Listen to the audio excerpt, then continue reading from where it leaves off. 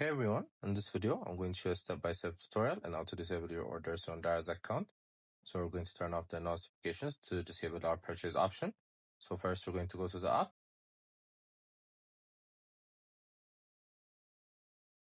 Then next we're going to click on account section. Then again on settings on the top right corner. Then here we're going to click on messages.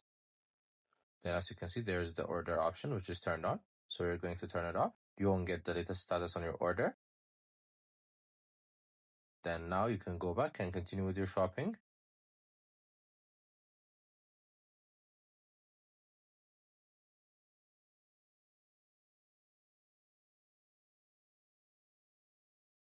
I hope you guys liked this video. Subscribe for more, like for more, share for more.